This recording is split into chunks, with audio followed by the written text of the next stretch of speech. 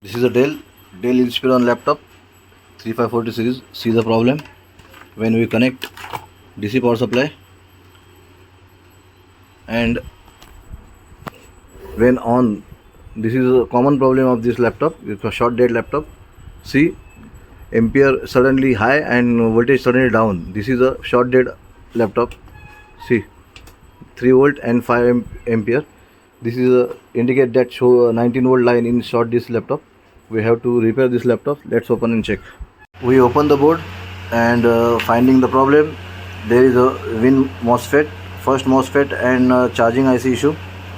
We replace these tiny components. Let's check. We connect DC power supply. We power on the DC power supply.